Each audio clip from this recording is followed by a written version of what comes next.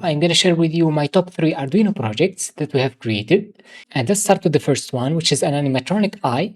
We're going to 3D print this model using a free website, which is called Thingiverse, and connect it to a microcontroller like the Arduino. Then we can create this kind of behavior. You're going to need 2 servo motors to control the eye. We are going to connect these 2 wires to the handle of the 3D printed parts. You can go to this website, which is called Thingiverse. You can download this animatronic eye mesh for free. You simply have to drag all of these parts and print it. Of course, we have to slice it using a slicer. And you could see all of the pictures so that you can know how to hook up all of these parts.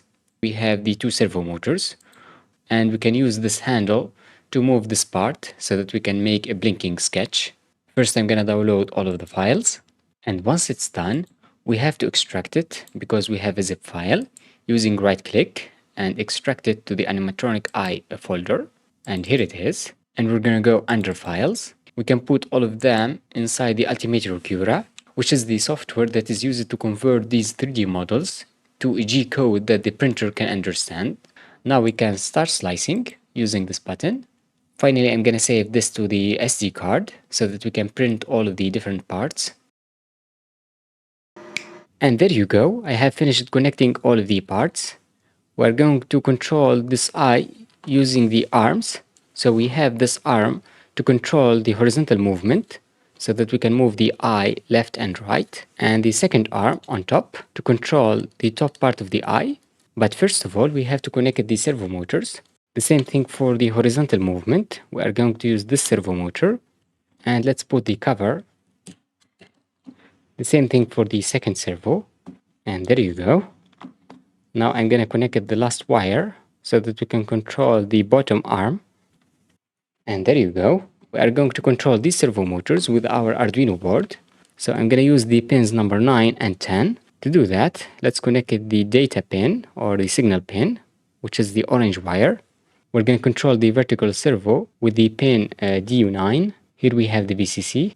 And finally the ground. The same thing for the second servo, but I will use the digital pin number 10 and connect the VCC and the ground. And I think that's all what we need for our circuit.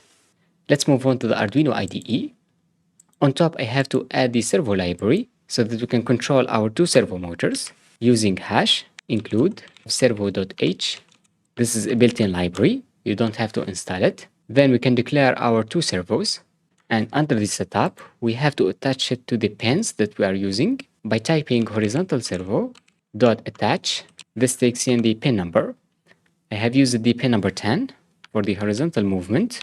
I've already talked about servo motors in our previous episodes. Make sure to check them out. Here we're using the pin number 9. Let's make a simple test. I'm going to change the angles to 0 so that we can see the position of the eye.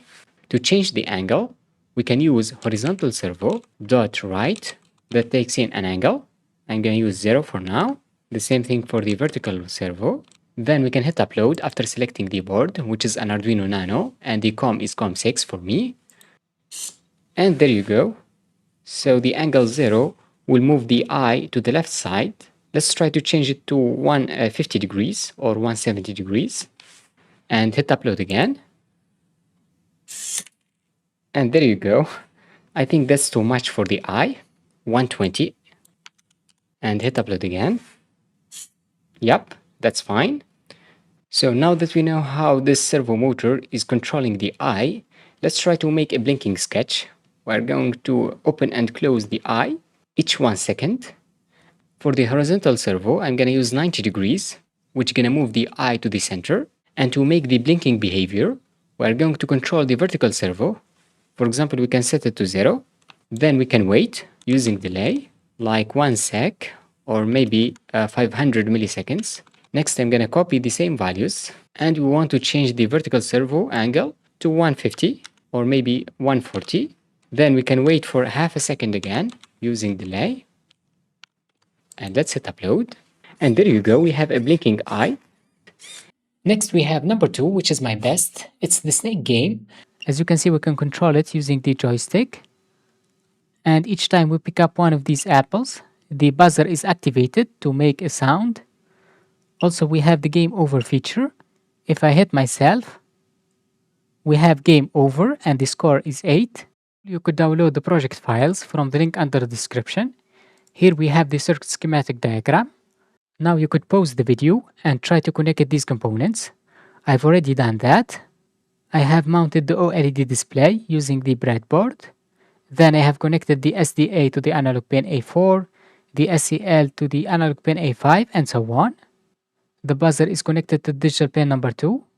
And finally we have the joystick. I have used these male to female jumper wires to connect the leads to the board.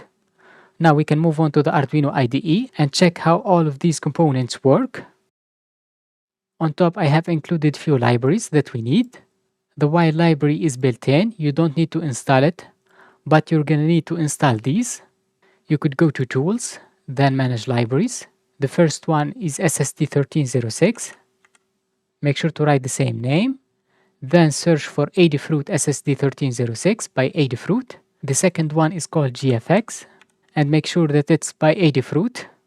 Once you do that, you will be able to upload this code. The VRX is connected to the analog pin A0. The Y variation is connected to the analog pin A1. If you have used the different pins, make sure to put the right values. I highly recommend you to read the sketch. It's a little bit long, but it is easy to understand.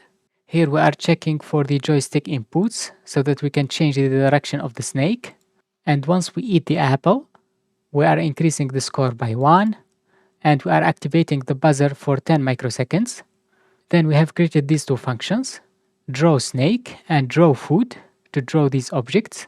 We have the game over function to display the text game over as well as the score. Finally, you may need to change the address of the display. Let's go back to the setup function. Here we are setting few parameters, like the address of the display. I've already used 0x3D, but it doesn't work. That's why I need to change it to 3C. And once you do that, we can upload the sketch after selecting the right board. I haven't connected the USB cable. Once you do that, we have Arduino Nano. And let's hit upload. Now it is uploading the code. And number 3 on our list is the hand gesture control. We can control light using our hand or the distance between the index and the thumb. For now it is 100%. We can adjust it to be 50% brightness. And this is just one example. We can use the same library to create some robot arms. We can control a robot arm using our hand. You simply have to open up the Arduino IDE and get the Fermata library using Fermata. And here it is by Fermata developers. Under this library, you will find the sketch. You have to open it up by going to File, Examples. And here we have Fermata, and it is called Standard Fermata. Make sure to select it. Now to upload it, we have to select the board. For me, it is an Arduino Nano that is connected to the COM3. Then we can hit upload. Once you do that, we can close the Arduino IDE and open up PyCharm. To save a little bit of time, I'm going to use our last sketch on how to use the MediaPipe library. Here we are just reading the frame and getting the hand and marks using the MediaPipe library. And there you go, we can adjust the brightness of the LED. Now it is about 0. So I think that's pretty much it guys for this video, and I will see you in the next one.